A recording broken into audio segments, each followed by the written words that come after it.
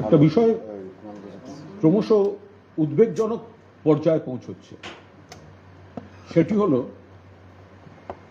কেন্দ্রের মোদী সরকারের চূড়ান্ত ব্যর্থতা, ভুল নীতি এবং গাফিলতিতে এই গ্যাস সংকট, জ্বালানি সংকট, এটা তীব্রতা, সংকটের গভীরতা ক্রমশ বাড়ছে। সম্পূর্ণভাবে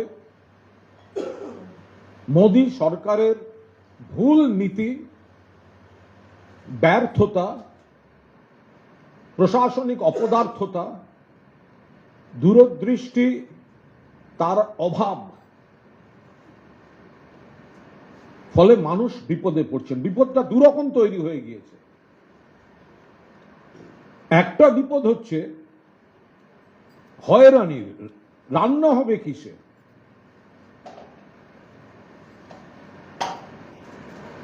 মোদী সরকার সম্পূর্ণভাবে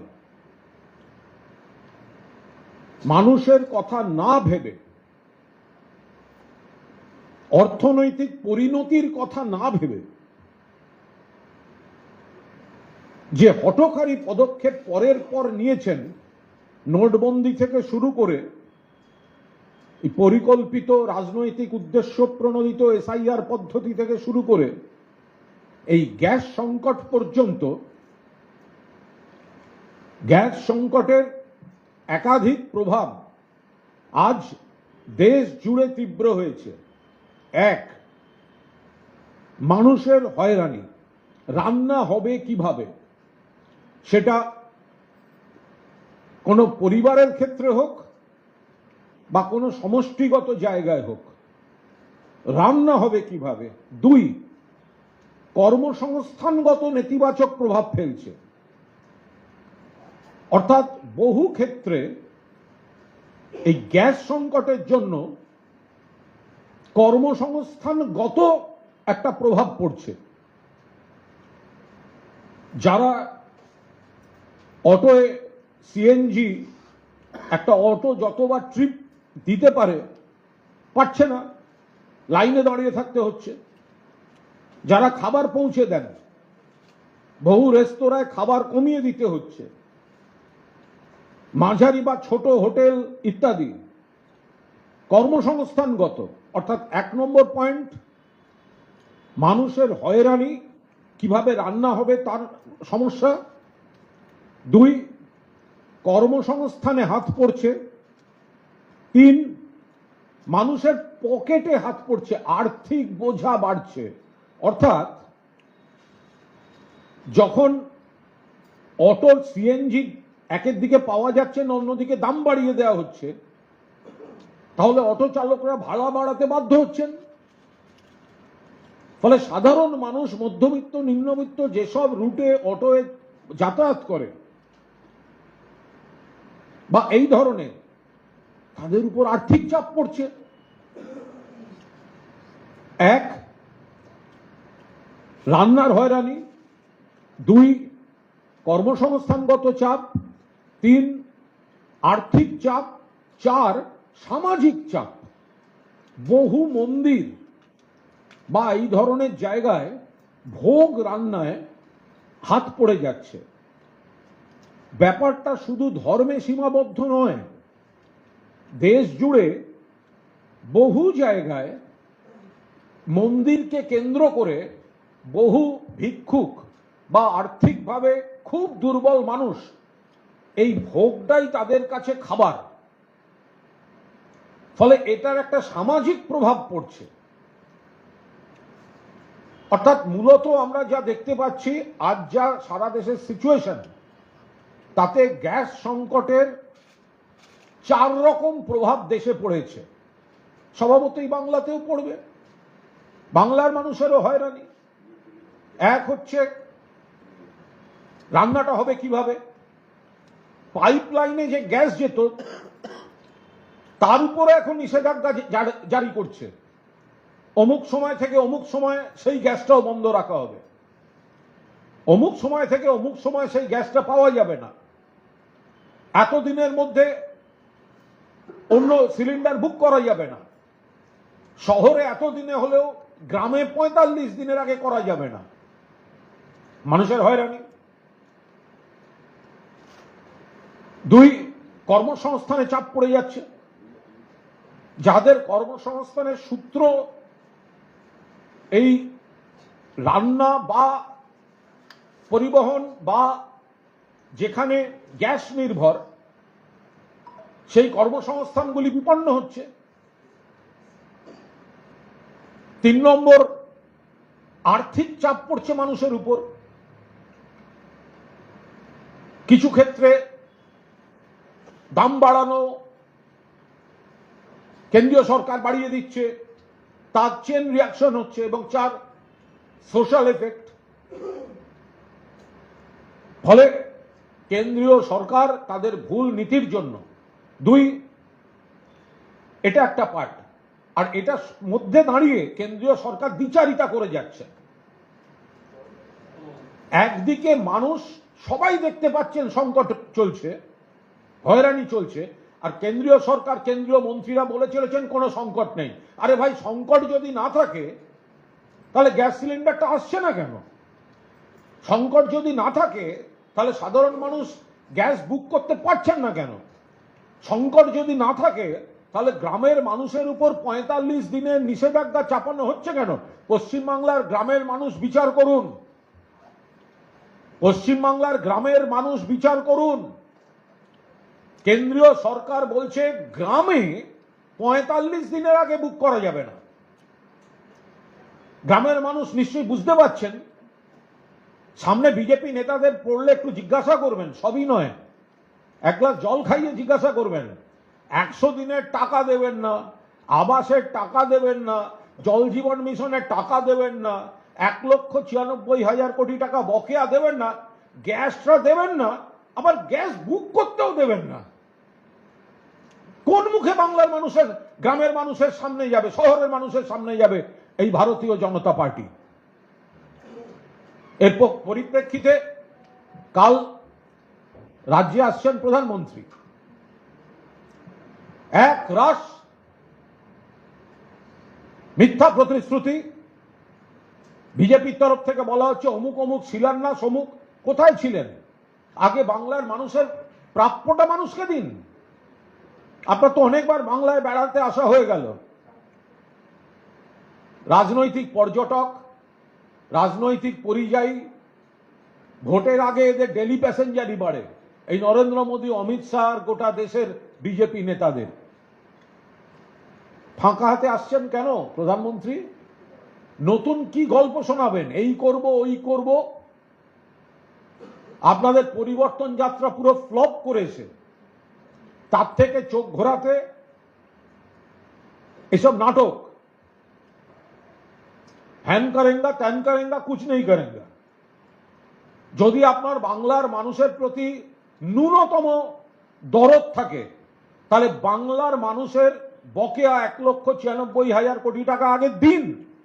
বারবার মাননীয় মুখ্যমন্ত্রী মমতা বন্দ্যোপাধ্যায় চেয়েছেন, অভিষেক বন্দ্যোপাধ্যায়ের নেতৃত্বে আন্দোলন হয়েছে, মমতা বন্দ্যোপাধ্যায় চিঠি লেখা থেকে, ডেপুটেশন থেকে, রাজপথে বসা থেকে সমস্ত ভাবে বলা হয়েছে ১০০ দিনের টাকা আপনারা দেননি, মমতা বন্দ্যোপাধ্যায়কে বাংলার রাজকোষ থেকে দিতে হয়েছে। প্রধানমন্ত্রী, আপনি জল জীবন মিশনের টাকা দিন, ১০০ দিনের টাকা দিন, আবাসের টাকা দিন, ১,৯৪,০০০ কোটি টাকা দিন। প্রধানমন্ত্রী, আপনি বাংলা ভাষা বলার জন্য যাদেরকে আপনাদের রাজ্যগুলো পিটিয়ে মারা হয়েছে, হয়রান করা হচ্ছে, তাদের জন্য ক্ষমা চান, তাদের পরিবারের কাছে ক্ষমা চান। প্রধানমন্ত্রী, আপনি বাংলা বলার জন্য সোনালী বিবির মতো আরো যাদের বাংলাদেশে পাঠিয়ে দেওয়া হয়েছে, আজও যারা বাংলাদেশে জেলে আটকে আছেন, তাদের পরিবারের কাছে ক্ষমা চান এবং তাদের ফেরাতে আপনি কি ব্যবস্থা করছেন সেটা বলুন। শেষ পর্যন্ত তো তৃণমূলকে পাশে দাঁড়াতে হয়েছে, মমতা বন্দ্যোপাধ্যায়কে পাশে দাঁড়াতে হয়েছে, কোর্টকে নির্দেশ দিতে হয়েছে। আপনি প্রধানমন্ত্রী কি করেছেন তার কৈফিয়ত দিন। আগাগোড়া একটা বঙ্গ বিরোধী বিজেপি, বঙ্গ বিরোধী নরেন্দ্র মোদী আগামীকাল ভোট শকুনির মতো মানুষকে বিভ্রান্ত করার জন্য বাংলায় আসছেন। যদি বাংলার মানুষের দাবি দাওয়াই না মেটান, আপনার মশাই বেড়াতে আসার দরকারটা কি? লিখে রেখে দিন 250-র বেশি সিট পেয়ে মুখ্যমন্ত্রী হয়ে ফিরে আসছেন চতুর্থবারের জন্য মাননীয় মমতা বন্দ্যোপাধ্যায়। তো সেখানে নরেন্দ্র মোদী কাল কিছু বিভ্রান্তি তৈরি করার জন্য এসে কিছু কথা বলবেন। দেখছেন তো পরিবর্তন যাত্রাগুলো, আপনাদের তো সব বিভিন্ন জায়গা থেকে যে গাড়িতে যাচ্ছে সে গাড়ির স্পিড কারুর 80-র নিচে নামাতে হচ্ছে না, কারণ দুপাশে লোক নেই, তো ফাঁকা মাঠ, দুপাশে হু হু করে যাচ্ছে। পরিবর্তন যাত্রার মিনিমাম স্পিড গাড়ির 80, কারণ স্পিড কমাতে হচ্ছে না, লোক নেই, কাকে হাত মেলাবে? নেই। হাত নাড়বে কাকে? নেই। ধুধু মাঠ, শটান যাচ্ছে পরিবর্তন যাত্রা। তার উপর দাঁড়িয়ে যারা ইন্টারভিউ দিচ্ছেন, আপনাদের বহু লোক যারা আছেন তাদের ওই দিক থেকে নেবেন না, একটু এই দিক থেকে নিন, কারণ ওই দিক থেকে নিলে সামনে রাস্তাটা পুরো দেখা যাচ্ছে। এই পরিস্থিতিতে নরেন্দ্র মোদী আসছেন। বিজেপি তো অন্য রাজ্য থেকে সব লোকজন ঢোকাচ্ছে, 2-4টে লোক যাও বা তাও তো অন্য রাজ্য থেকে আনার চেষ্টা করছে। ফলে নরেন্দ্র মোদীর এই সফরের কোনো তাৎপর্য নেই। বাংলার মানুষ ওদের ভাঁওতা মিথ্যাচার ধরে ফেলেছেন। নাগরিকত্ব কাড়ার যে চেষ্টা, মানুষকে লাইনে দাঁড় করিয়েছেন এই নরেন্দ্র মোদী, নোটবন্দিতে দাঁড় করিয়েছেন, SIR এ দাঁড় করিয়েছেন, মৃত্যুর মিছিল উপহার দিয়েছেন। ফলে বাংলার মানুষ বিজেপিকে প্রত্যাখ্যান করছেন, সেটা স্পষ্ট হয়ে গিয়েছে। আর গ্যাস সংকট, তার জন্য বিজেপি, কেন্দ্রীয় সরকার পুরোপুরি দায়ী। ক্রমশ সমাজের বিভিন্ন ক্ষেত্রে বিজেপির এই ভুল নীতির জন্য মানুষের হয়রানি, মানুষের আর্থিক চাপ, সামাজিক চাপ, খাবারের চেন যেটা হয় তার উপর চাপ, এই গোটাটা মানুষকে আবার আরেক রকম হয়রানির মুখে ঠেলে দিয়েছেন নরেন্দ্র মোদী। এই পরিস্থিতিতে যেন নরেন্দ্র মোদী আসছেন কাল, বাংলার মানুষ তার সফরের কোনো তাৎপর্য আছে বলেই মনে করেন না। কালকে যে সবার যে মঞ্চসজ্জা হচ্ছে, দক্ষিণেশ্বর মন্দিরের আদল, বিষ্ণুপুরের টেরাকোটা ব্যবহার করা হচ্ছে, কোথাও কি গিয়ে হিন্দুত্ব বাঙালিরা সামনে পাচ্ছে? দেখুন, নরেন্দ্র মোদীর মঞ্চ নাকি দক্ষিণেশ্বর মন্দিরের আদল বা ওইরকম ছাঁচ রাখা হচ্ছে, কি থিম পুজোর প্যান্ডেল নাকি? এটা একটা রাজনৈতিক দলের সভা। আর যদি দক্ষিণেশ্বর মন্দিরের মডেল করতে হয়, তাহলে নরেন্দ্র মোদী দক্ষিণেশ্বরে মমতা বন্দ্যোপাধ্যায় রেলমন্ত্রী থাকাকালীন, জেনে রেখে দিন নরেন্দ্র মোদী এবং বিজেপির নেতারা, দক্ষিণেশ্বর স্টেশনের যে টিকিট কাউন্টার, সেটা পুরোপুরি আর একটি দক্ষিণেশ্বরের মা ভবতারিণীর মন্দির করে দিয়েছেন। ফলে এটা আপনাদের এই হঠাৎ একটা মঞ্চে একটু দক্ষিণেশ্বরের মতো করে দিলাম আর বাংলার মানুষকে ভুল বোঝালাম, বাংলার মানুষ অত সহজে বিভ্রান্ত হন না। আপনারা যেটা 2026 সালে থিম পুজোর প্যান্ডেল করছেন, মমতা বন্দ্যোপাধ্যায় অন্তরে শ্রদ্ধা দিয়ে দক্ষিণেশ্বর স্টেশনে, দক্ষিণেশ্বরের প্ল্যাটফর্মের পাশে দক্ষিণেশ্বরের টিকিট কাউন্টার 2 দশক আগে করে দিয়েছেন দক্ষিণেশ্বর মন্দিরের আদলে।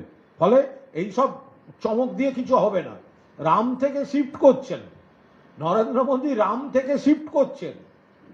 21-এ জয় শ্রীরাম, জয় শ্রীরাম, জয় শ্রীরাম আমরা বলেছিলাম, আমরাও নিশ্চয়ই ভগবান রামকে শ্রদ্ধা করি, কিন্তু এখানে জয় মা দুর্গা, জয় মা কালীও বলতে হবে।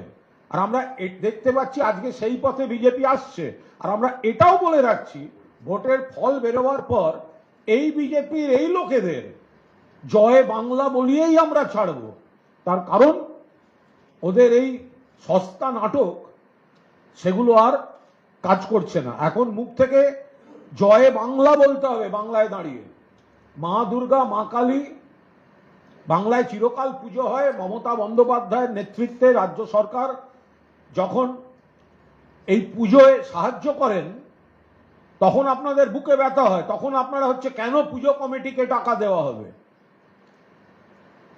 আবার এখন আপনারা সেই দেবদেবীদের সাহায্য নিয়ে আপনারা নির্বাচনী প্রচারের মঞ্চ সাজাতে চান।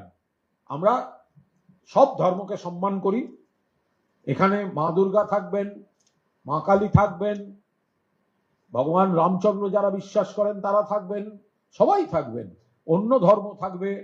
এখন পবিত্র উপবাস চলছে মুসলিমদের, রমজান মাস চলছে, সন্ধ্যাবেলা দাওয়াতে ইফতার, এরপরে পবিত্র ঈদ আসবে, এরপর একটা সময় বছরের খ্রিস্টানদের অনুষ্ঠান, নানা ধর্মের অনুষ্ঠান থাকবে, কিন্তু ওটা থিম পুজোর প্যান্ডেল করে ওনার বাংলার মানুষকে বিভ্রান্ত করা যাবে না। দক্ষিণেশ্বর যদি দেখতে হয়, শ্রদ্ধা জানাতে হয় মন্দিরকে, ওটা 2 দশক আগে মমতা বন্দ্যোপাধ্যায় করে দেখিয়ে দিয়ে গেছে। শ্রমিক ভট্টাচার্য বলছেন যে আসলে যারা বাইরে থেকে আসেন কলকাতাতে, তারা রামকৃষ্ণদেবকে খুঁজতে যান, কোথায় যাবেন এই জন্য ব্যাখ্যা কি পায়? দেখুন, শ্রমিক ভট্টাচার্য রামকৃষ্ণদেবকে দেখতে ব্রিগেডের প্যান্ডেল যেতে হবে। আমি জানি না, শ্রমিক তো অত্যন্ত গভীরতার সঙ্গে বাংলা ভাষার প্রয়োগ করেন বলে আমি জানি। তো যারা দক্ষিণেশ্বরে যান তারা শুধু রামকৃষ্ণ দেবকে দেখতে যান না, তার সঙ্গে মা ভবতারিণী মায়ের দর্শনও করতে যান।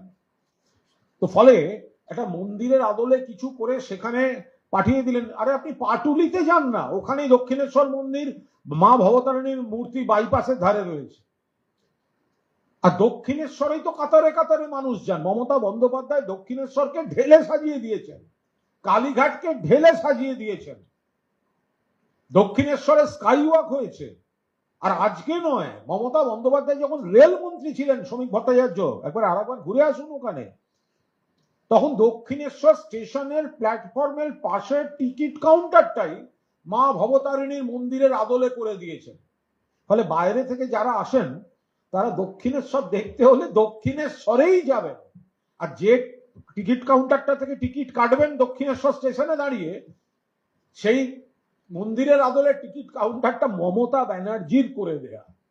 তো সুতরাং দক্ষিণেশ্বর দেখতে হলে ব্রিগেডের প্যান্ডেল যেতে হবে। আমি আবার বলছি, দক্ষিণেশ্বর মন্দির বাঙালির আবেগ, বাংলার আবেগ, সেগুলোকে নিয়ে এই ব্রিগেডের রাজনৈতিক মঞ্চে থিম পুজোর প্যান্ডেলের মতো আচরণ করবেন না। এর যে গভীরতা আছে, আবেগ আছে, শ্রীরামকৃষ্ণ দেব, মা ভবতারিণী, সেটা দক্ষিণেশ্বরেই আছে এবং সেখানে বিপুল মানুষ যান।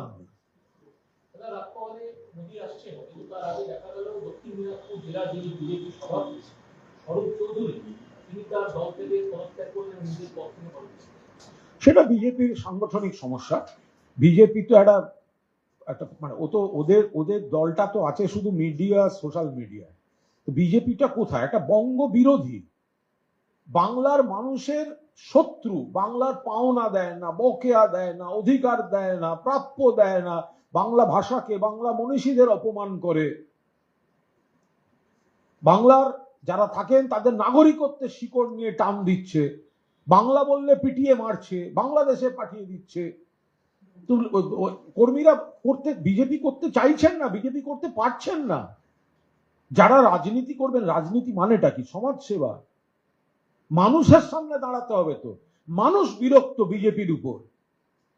আমি তো আরো 2-1টা জেলার বিজেপির জেলা প্রাক্তন সভাপতিদের তো বিভিন্ন সব পোস্ট দেখছি, ভয়ঙ্কর সমস্ত অভিযোগ। এত সিবিআই ইডি যে পাঠায় বিজেপি, এবার তো নিজের দলের মধ্যে পাঠাক না, ওদের এই পরিবর্তন যাত্রা, বাজেট আর তারপর নিয়ে যা যা ওদের দলের লোকেরা পোস্ট করছে, তো সিবিআই ইডিটা নিজের দলের মধ্যে পাঠাক, যে দলের প্রোগ্রামগুলো করার জন্য টোটাল কত অ্যালটমেন্ট, সেই ফান্ড কোথায় যাচ্ছে, সাথে কাজ হয়েছে কিনা। আমরা বলছি না, এও আপনাদের দলের ব্যাপারে আপনারা বুঝুন, কিন্তু আপনাদের দলের লোকেরা পোস্ট করছে ফেসবুকে। তো এবার সিবিআই ইডিটা নিজেদের পার্টি অফিসে পাঠান না একটু।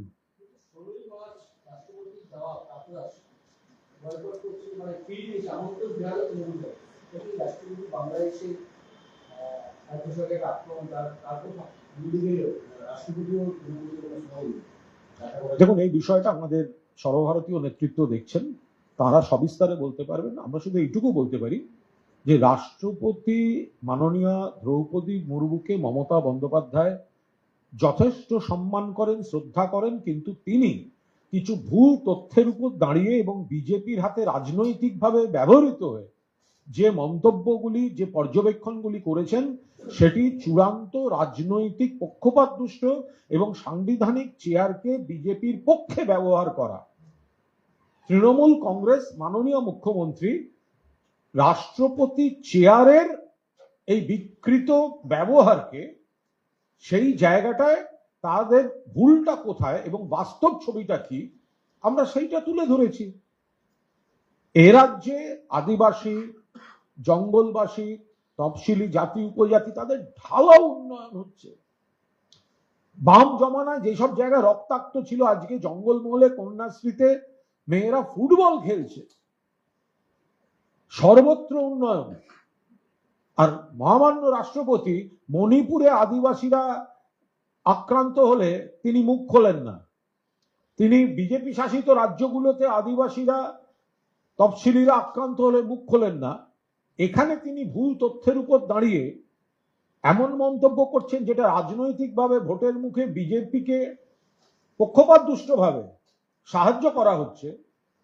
তো সেইটার প্রতিবাদ এবং বাস্তব তথ্য তৃণমূল করেছে এবং আরো তথ্য দিতে চেয়েছে। বাকিটা আমাদের সর্বভারতীয় নেতৃত্ব পরিস্থিতি তারা পর্যালোচনা করছেন, তারা সবিস্তারে বলতে পারবেন। এর মধ্যে দেখতে পাওয়া যাচ্ছে যে মুখ্যমন্ত্রী 5টা এসসি এসটি বা জনজাতি কমিউনিটির জন্য ভোটের অ্যানাউন্সমেন্ট করলেন। এই সময়টাতে উনি যে সময়টা করলেন সেটাও কি জনজাতি তপশিলি মানুষদেরকে অ্যাট্রাক্ট করার চেষ্টা করলেন? না, এগুলো তো প্রসেস, এরকম তো হঠাৎ কিছু নয়। মমতা বন্দ্যোপাধ্যায় যেটা করেন সেটা শুধু ভোটের জন্য নয়, হঠাৎ নয়, এটা প্রসেস। আপনি যদি সারা বছর কেন গত কয়েক বছর দেখেন তাহলেও তো মমতা বন্দ্যোপাধ্যায় ধারাবাহিক তাদের উন্নয়ন করছেন, তারই এক একটা স্টেপ। এটা তো প্রথম স্টেপ নয়। ফলে একটা ধারাবাহিক প্রসেস চলছে। যারা বছরের পর বছর মমতা বন্দ্যোপাধ্যায় বিরোধী নেত্রী থাকাকালীন রাজনৈতিক সহকর্মী স্কুটারের পেছনে বসে যে প্রত্যন্ত জঙ্গলের গ্রামগুলোয় গেছিলেন, মানুষ খাবার পায় না, পিঁপড়ে, ডিম, বিষাক্ত গাছের শিকড় বাকড় খেয়ে সারা গায়ে তাদের ইনফেকশন, এমন পরিস্থিতি। আপনারা জানেন আমলাশোলে মৃত্যু হয়েছিল, পরপর মৃত্যু হচ্ছিল। সেই সব ছবিকে মমতা বন্দ্যোপাধ্যায় বদলে দিয়েছেন। এখন এই বদলানোটা তো একটা ধারাবাহিক প্রক্রিয়া। ফলে আজকে যদি মমতা বন্দ্যোপাধ্যায় যে নতুন ঘোষণাগুলো করেছে, কিন্তু প্রথম ঘোষণা নয়, নতুন ঘোষণা, কিন্তু প্রথম নয়। কারণ প্রথম, দ্বিতীয়, 10, 20, 30, 40 এবং 50টা ঘোষণা এবং কাজ করতে করতে হয়তো 67তম আর একটা পদক্ষেপ হচ্ছে। ফলে একটা ঘোষণা হয়েছে তার মানে এই নয় যেটা ভোট বলে ঘোষণা হয়েছে। আপনারা আদিবাসী, জঙ্গলমহলবাসী সেই এলাকাগুলো গেলেই বুঝতে পারবেন কিভাবে পাল্টে গেছে তাদের জীবনযাত্রা, কত উন্নত হয়েছে।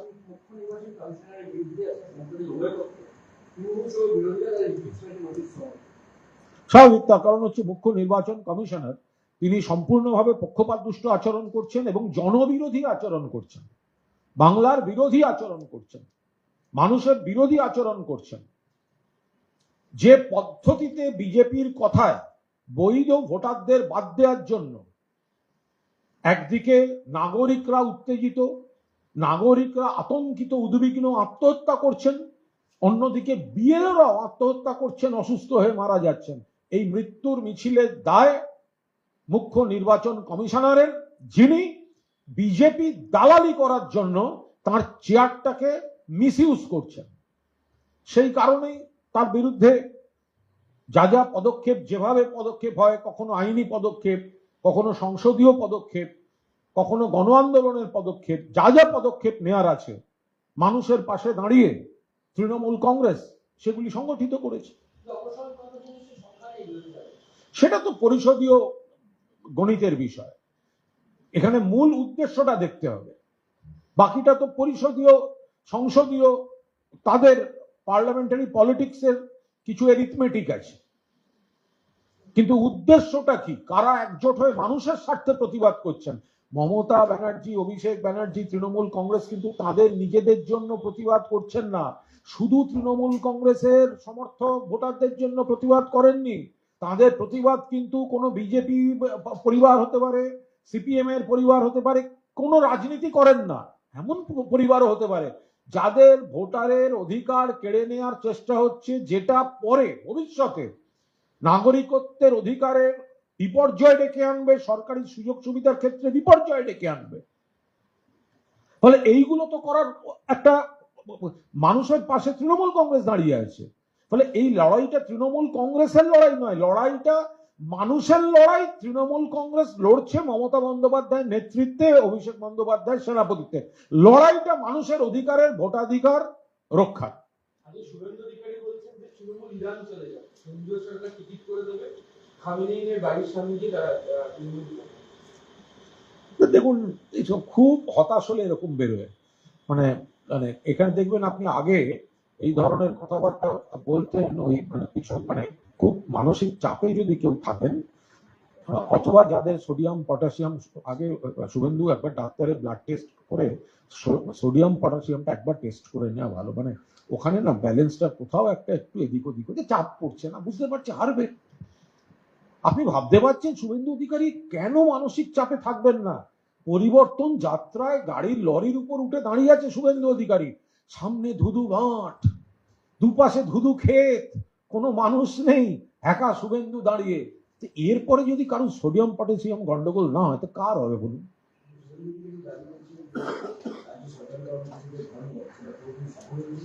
যে সরকারি কর্মচারীদের যে ধর্মঘট, সেটা সম্পূর্ণভাবে তার উদ্দেশ্য ব্যর্থ হয়েছে। ধর্মঘট ব্যর্থ হয়েছে, কোথাও কোথাও জোর করে বাধা দেওয়ার চেষ্টা করেছেন। আর যারা সিপিএম ধর্মঘট ডেকে বড় বড় কথা বলছেন, তাদের মনে করিয়ে দিই, বুদ্ধদেব ভট্টাচার্য বলেছিলেন, তারা তো খুব বুদ্ধবাবুকে কোট করে সব সোশ্যাল মিডিয়ায় পোস্ট করেন। বুদ্ধদেব ভট্টাচার্য বলেছিলেন, আমি বন্ধ আর ধর্মঘট সমর্থন করি না, কিন্তু আমার দুর্ভাগ্য আমি এমন একটা দলে থাকি যে দল এইগুলো করে, এগুলো মানুষের জন্য ভালো না। কে বলেছিলেন? বুদ্ধদেব ভট্টাচার্য। তো কারা ধর্মঘটে ডাক দিচ্ছে? সেও তো সিপিএম, রাম, বাম সব মিলে ডাক দিচ্ছে। কিছু একটা কোঅর্ডিনেশন কমিটি অফ অতৃপ্ত আত্মাজ, তারা তারা এইসব করতে যাচ্ছে, একগুচ্ছ অতৃপ্ত আত্মা। তার কোথায় ছাপ? কোন ছাপ নেই। রাস্তাঘাটে যান, অফিস কাছারিতে যান, কেউ কেউ কোথাও কোথাও না গিয়ে বাধা দেওয়ার চেষ্টা করেছেন। জনজীবন স্বাভাবিক। আর যারা কাজ করেননি, তারা সারা বছর এমনিতেও কাজ করেন না।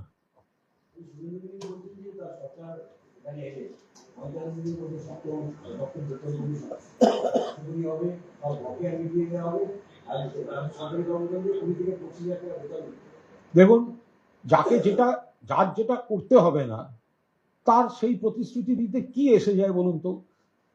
শুভেন্দু অধিকারী জানেন 30 পেরোবে না বিজেপি, এবার 30 পেরোবে না। বিরোধী দলনেতা পদটার জন্য যে কজন এমএলএ দরকার, সেই সংখ্যাটা পাবে না বিজেপি। তো এই যে আমরা যদি ক্ষমতায় আসি, মাসির যদি গোঁফ হতো, তাহলে আমি মেসো বলে ডাকতাম। তো যেটা ওদের হবে না, তো সেগুলো একের পর এক প্রতিশ্রুতি। প্রশ্ন হচ্ছে এই, যার একটা রাজনৈতিক উত্তর হয়, যে প্রতিশ্রুতিগুলো আপনারা দিচ্ছেন, অন্য বিজেপি শাসিত রাজ্যে সেগুলো হচ্ছে না কেন?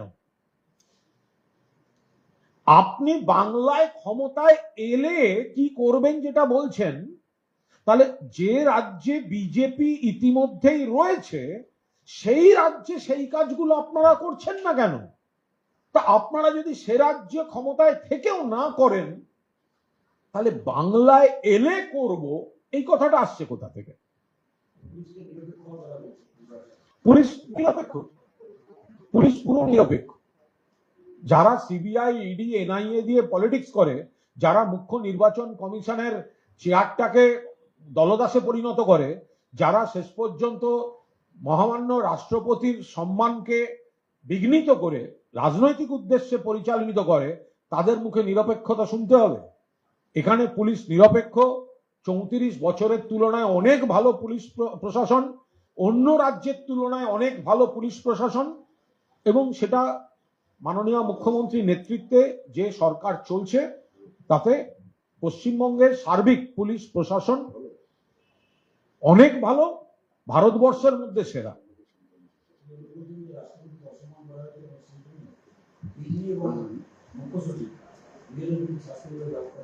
যেমন ওনার মামার বাড়ি তো নয় যে উনি যা বলে যাবেন, নিজের হতাশা থামাতে যা বলে যাবেন সেটা করতে হবে। মহামান্য রাষ্ট্রপতিকে কোনো অসম্মান করা হয়নি। রাষ্ট্রপতিকে যদি কেউ অসম্মান করে থাকে তাহলে তার জন্য বিজেপি দায়ী।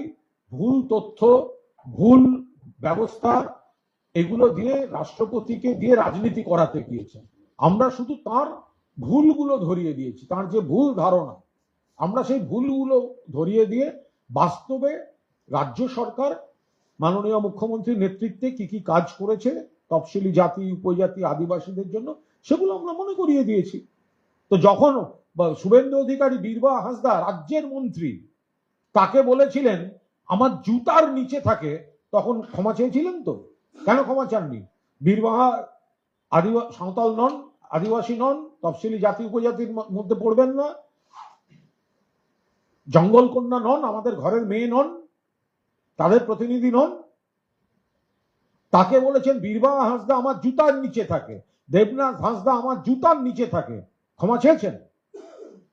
যিনি আমাদের মাননীয় মন্ত্রীকে এইভাবে অপমান করেছেন এবং ক্ষমা চাননি, তিনি আর একজনের ক্ষমা চাওয়ার কথা বলছেন, এসব ভাবা যায়?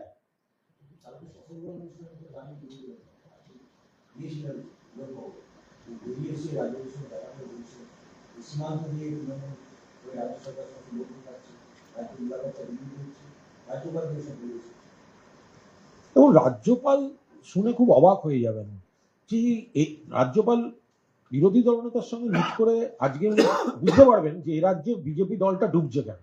রাজ্যপাল স্পষ্ট দূর থেকে শুনতেন যে এই রাজ্যে বিজেপির কিছু হয় না, বিজেপির কিছু হবে না। আজ বিরোধী দলনেতার সঙ্গে কথা বলে একদম উনি নিশ্চিত রাজ্যে বিজেপিটা কেন উঠে গেছে।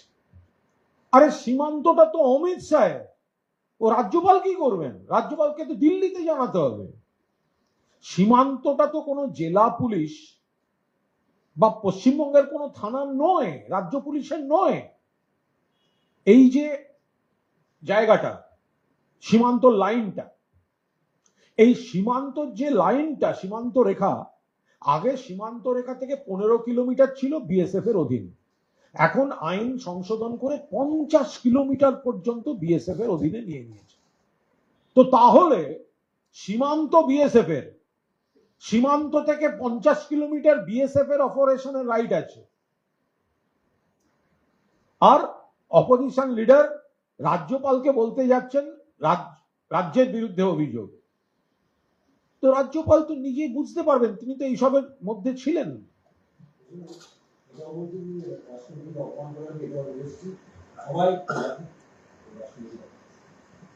দেখুন গতকাল জাননি অ্যাকচুয়ালি উনি কি বলেছেন আর বাইরে কি বলছেন তো আমরা জানি না, ওখানে কেউ ছিলাম না।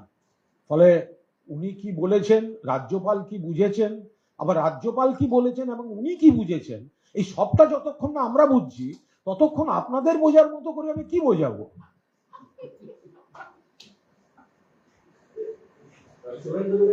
মুখ্যমন্ত্রী রাজ্যে জনবিন্যাস পাল্টে দিয়েছে, 2041 সাল পর্যন্ত তৃণমূল থাকবে, রাজ্যে হিন্দুরা সংখ্যালঘু। দেখুন বাংলার একটা ঐতিহ্য আছে, ট্র্যাডিশন আছে। বাংলায় যুগ যুগ ধরে হিন্দু মুসলমান একসঙ্গে সবাই ছিলেন এবং আজও আছেন, খ্রিস্টানরাও, আরো সব ধর্ম। তো সেখানে দাঁড়িয়ে বাংলাকে কেন্দ্র করে এই ধরনের কথাবার্তা বলাটা, এটা বাংলার ইতিহাস ঐতিহ্যকে অপমান করা। বাংলায় একসঙ্গে হিন্দু মুসলমান চিরকাল থেকে এসেছে। এখানকার হিন্দুরাও শ্রীরামকৃষ্ণদেব, শ্রীচৈতন্যদেবের হিন্দুত্বে বিশ্বাস করে। যে হিন্দুত্ব পরধর্ম সহিষ্ণুতার কথা বলে, যে হিন্দুত্বে বিশ্বাস রেখেও মুসলিম এবং অন্য ধর্মের সমান সম্মান এবং সহাবস্থানে বিশ্বাস করে। ফলে এই ধরনের এই যে কথাগুলো ওনারা বলেন না যে এসআইআর হচ্ছে সারা দেশে, বাংলায় কেন গোলমাল, কেন গোলমালটা জেনে রেখে দিন, কেন গোলমাল। তার কারণ একটা সময় সারা দেশে সতীদাহ প্রথা ছিল, সারা দেশে। কিন্তু বাংলায় রাজা রামমোহন রায়ের নেতৃত্বে আন্দোলনটা হয়েছিল, প্রতিবাদটা হয়েছিল, গোলমালটা হয়েছিল। গোলমাল হয়েছে কারণ সারা দেশে মহিলাদের চিতায় তোলা হয়েছে, আর প্রতিবাদটা উঠেছিল বাংলা থেকে। ইতিহাস যখন যখন সন্ধিক্ষণ এসেছে, বাংলা গর্জে উঠে প্রতিবাদ করেছে। আন্দামানের জেলে সব থেকে বেশি বাঙালির নাম পাবেন। ফলে বাংলাকে এভাবে ছোট করবেন না।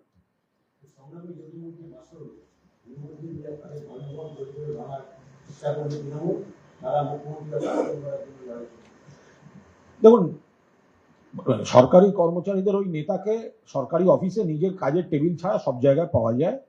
ওগুলো রাম বাম এই অতৃপ্ত আত্মাদের প্রতিনিধি। ফলে ওনারা শকুনের সাপে গরু মরে না। আজ ওনাদের এইসব ওই ধর্মঘট ইত্যাদি এগুলো মানুষ বা কর্মচারীরা প্রত্যাখ্যান করেছেন। তারা জানেন, ওই ভাস্কর ঘোষের মুখে তো শোনা যায় না একবারও যে কেন্দ্রীয় সরকার বাংলার বকেয়া দিচ্ছে না কেন, তাহলে রাজ্য সরকারের সুবিধা হয় আমাদের ডিএটা বাড়াতে। একবারও শুনেছেন এই আন্দোলনকারীদের মুখে? ডিএ মমতা বন্দ্যোপাধ্যায় বারবার সাধ্যের মধ্যে থেকে আনুপাতিক শতকরা হার হিসাব করে দেখুন, কম বাড়াননি। কিন্তু এই লোকগুলো একবারও বলবে না কেন্দ্রীয় সরকার বাংলার থেকে ট্যাক্স তুলে নিয়ে যাচ্ছেন কিন্তু বাংলার বকেয়া দিচ্ছে না। এরা দিল্লিতে গিয়ে বিজেপির সাহায্যে ঘর ভাড়া করে থাকবে। ফলে এরা রাম বামের প্রতিনিধি, ভোটের আগে এইসব পুতুলকে নামিয়েছে।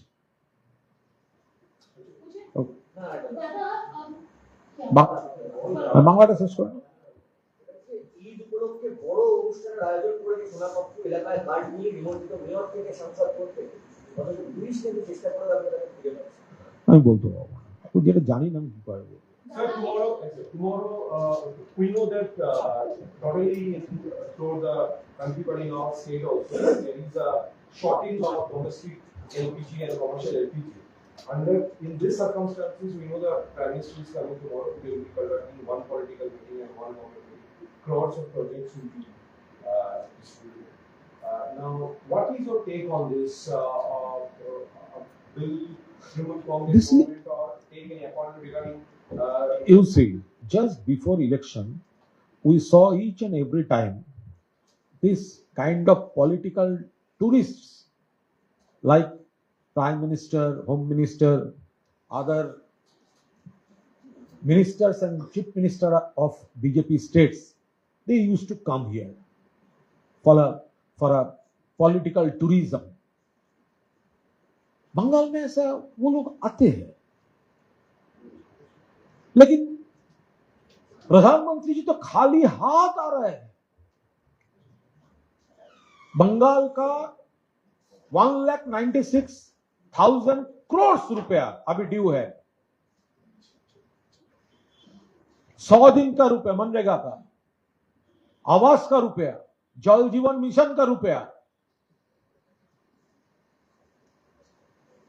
वो तो बंगाल को वंचित किया है, डिप्राइव किया है, बार बार इंसल्ट कर रहा है। बंगाली लैंग्वेज बोलने से भाजपा रूल स्टेट्स में मॉब लिंचिंग हो रहा है, मर्डर हो रहा है। बंगाल का जो एमिनेंट पर्सन्स है उसको इंसल्ट कर रहा है।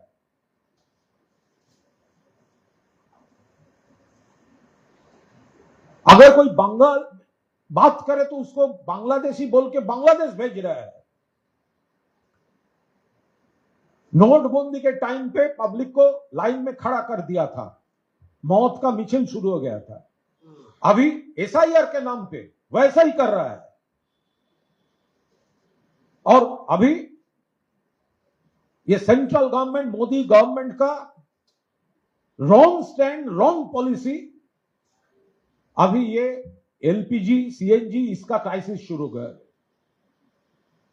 पब्लिक हैरास्ड हो रहा है, सोसाइटी में प्रेशर बढ़ रहा है, कोई प्लानिंग नहीं था उसको।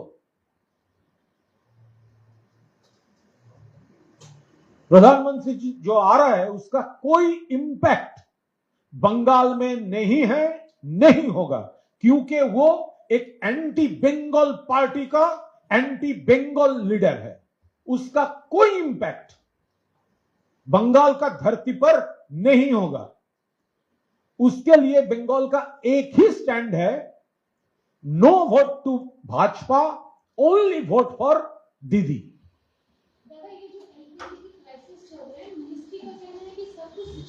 देखिए, ये डबल स्टैंडर्ड गेम खेल रहा है। They are just playing double standard game. On one hand, their ministers, central ministers, they are saying that there is not at all any problem related to gas, LPG. But we all know there is massive problem. बहुत problem, जो एक तो आपका kitchen में problem हो गया, दूसरा society में प्रॉब्लम हो गया, तीसरा वो ऑटो जैसा ट्रांसपोर्टेशन में प्रॉब्लम हो गया, फेयर ज्यादा हो रहा है, पब्लिक का पॉकेट का ऊपर प्रेशर पड़ रहा है। ये सिर्फ एक एलपीजी या अभी तो वो जो पाइपलाइन से गैस आता है उसका ऊपर भी इतने टाइम नहीं आएगा, उतना टाइम आएगा, ये सब कर दिया है। आज अभी ये जो एलपीजी या सीएनजी या गैस का जो क्राइसिस है, फ्यूल का जो क्राइसिस है, this is not only disturbing your personal kitchen, but also this problem is disturbing the whole society and creating negative impact on employment.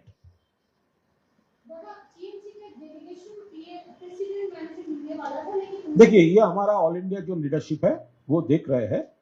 We have highest regards towards the chair of honourable president, लेकिन महामन्नो जो president राष्ट्रपति जी, उसका chair को misuse किया Bhajpa with some distorted facts.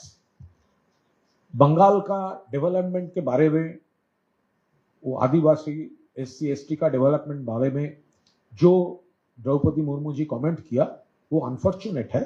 हम लोग सिर्फ उसका पॉइंट टू पॉइंट काउंटर किया। यहां पर पूरा डेवलपमेंट हो रहा है और ऑनरेबल प्रेसिडेंट मैडम कहां थे जब मणिपुर में एससी एसटी उसके ऊपर अटैक हो रहे थे, भाजपा स्टेट्स में हो रहा है, तब वो साइलेंट है। और बंगाल में जब डेवलपमेंट हो रहा है, वो भाजपा का जो पॉलिटिकल स्टेटमेंट है, उसी तरह स्टेटमेंट उनका मुंह से निकल रहा है। ये अनफॉर्चुनेट है। हम लोग पूरे सम्मान के साथ, वो फैक्ट्स एंड फिगर के साथ, उसका जो रॉन्ग इंप्रेशन है, रॉन्ग स्टेटमेंट है, उसको काउंटर किया। That's all. एलओपी आज गवर्नर से मिले और गीता उन्हें रेड सर्विस दिया।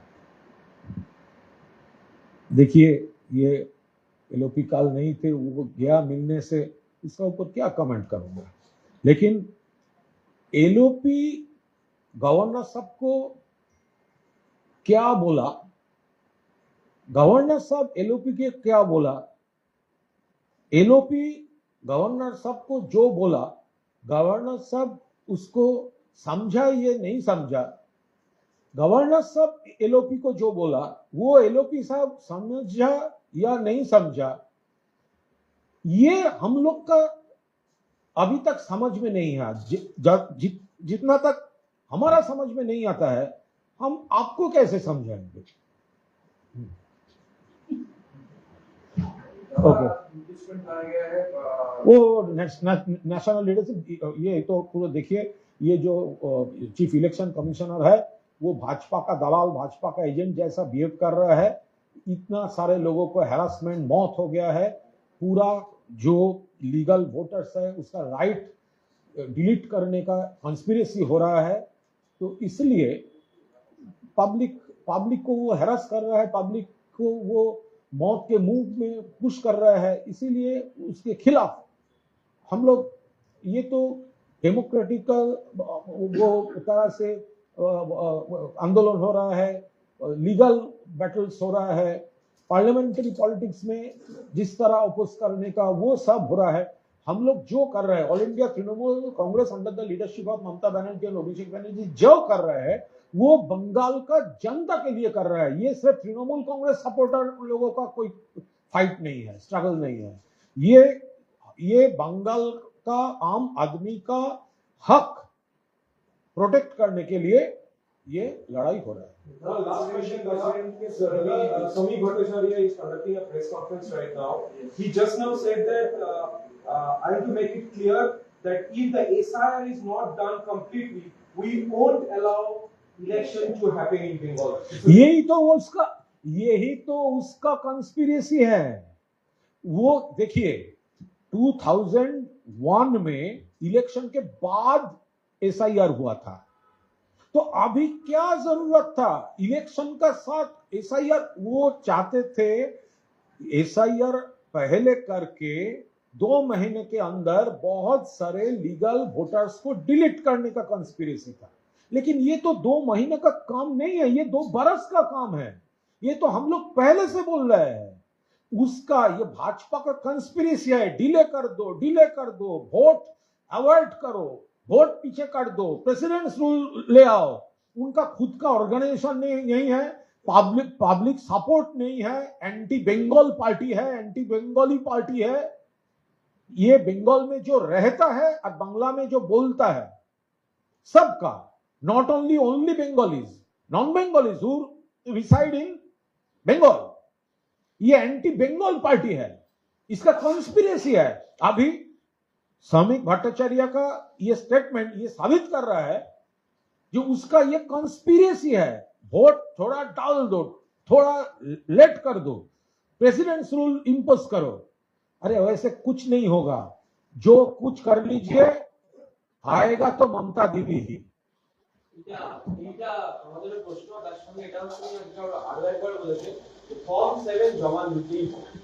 और फॉर्म 7 জমা নিয়ে তো হিয়ারিং ছাড়া এসব করা যাবে না। বিজেপি মুখোশ খুলে গেল। শ্রমিক ভট্টাচার্য যে মরিয়া হয়ে বেরিয়ে এলেন, আর তৃণমূল নেত্রীর দূরদর্শিতায় তৃণমূল যে ওদের ট্র্যাপে পা দিল না, লড়ে যাচ্ছে তৃণমূল, কিন্তু ওদের ট্র্যাপে পা দেয়নি। রাজপথে লড়াই, আইনি লড়াই, সুপ্রিম কোর্টে লড়াই, খোদ মমতা ব্যানার্জি নিজে সওয়াল করছেন মাননীয় মুখ্যমন্ত্রী, পার্লামেন্টে লড়াই। কিন্তু ওদের চক্রান্তটা হচ্ছে SIR এর নাম করে বৈধ ভোটার কাটো, না পারলে ভোট ঠেলে দাও, পিছিয়ে দাও, রাষ্ট্রপতি শাসন জারি করিয়ে ভোট করাও। এই ট্র্যাপে তৃণমূল কংগ্রেস পা দেয়নি, সেই কারণে এখন আতঙ্কিত। 30-এর বেশি তো সিট পাবে না, আতঙ্কিত। এটা করতে দেবো না, ওটা করতে দেবো না, ইয়ার্কি মারার জায়গা পাওনি তোমরা। 2001 সালে তো ভোটের পর SIR হয়েছিল। কে বলেছিল তড়িঘড়ি করে 2 মাসের মধ্যে এইসব করার জন্য? 2 মাসের কাজ তো নয়, ওটা তো 2 বছরের কাজ। এই শ্রমিক ভট্টাচার্যের এই হুঙ্কারের মধ্যে দিয়ে, এই বক্তব্যের মধ্যে দিয়ে বিজেপির আর্তনাদ, অসহায় আর্তনাদ, পরাজয় নিশ্চিত জেনে মরিয়া চেষ্টা ভোটার লিস্টে কারচুপির, সেটাই আবার সামনে চলে এলো। Thank you.